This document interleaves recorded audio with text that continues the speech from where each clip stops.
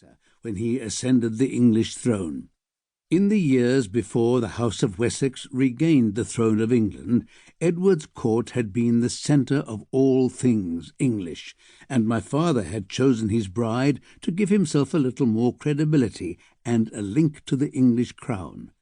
All of this was told to me by my grandmother, who made sure that I knew of my connection to the ancient royal house of Wessex.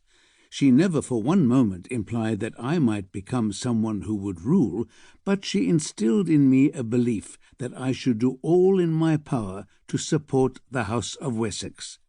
Harold Godwinson had even visited his childhood friend, my mother, after she had married my father, and this too afforded great honour on my family, for all knew that Harold was Edward's heir and would become king.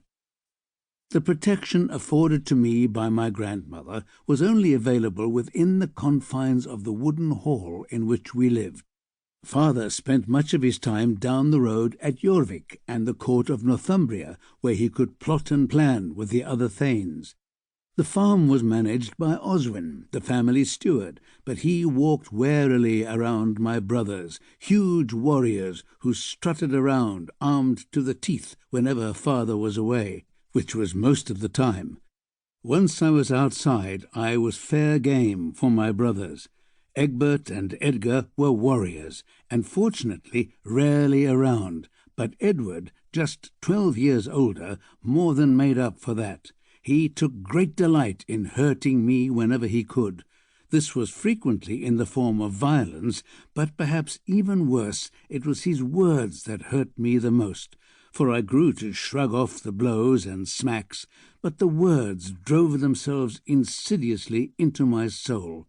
He called me a child of the underworld, whose spirit had bewitched and enchanted our mother. Despite my grandmother's assurances that this was nonsense, my dreams were haunted by black and evil spirits, which woke me with the shrieks and cries which filled my head. I always suffered powerful dreams throughout my life. While Nana was alive, I was comforted by her gentle touch and cooing words, but once she died, my nightmares terrified me. One day Edward found me outside where I was playing at being a warrior with a stick. Seeing that I was alone, he stalked me and then attacked me from behind.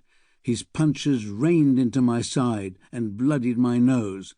When I crawled tearfully back to my grandmother, I saw from her shocked expression how much he had hurt me.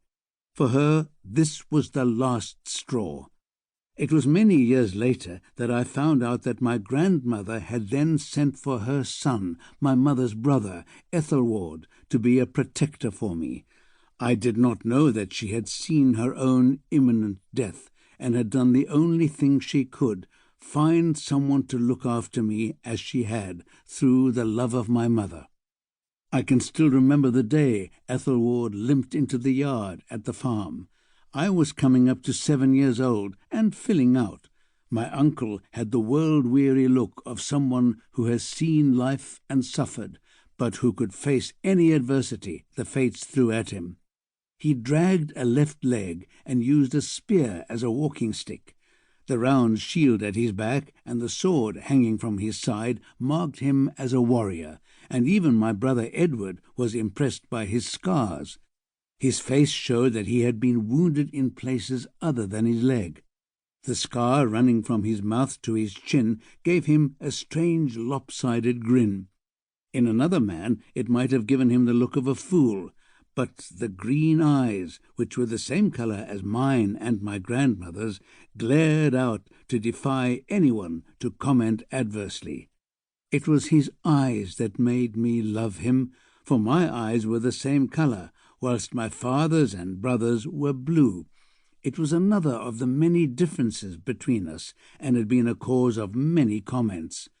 I had begun to fear that Edward was right, and I was fey, for Edward had told me that green eyes were the mark of the devil. As soon as I saw my uncle, I knew that this was a lie, and that was the beginning of my escape from the tyranny of my brothers. "This is the boy, then. This is Aethelgifu's son?"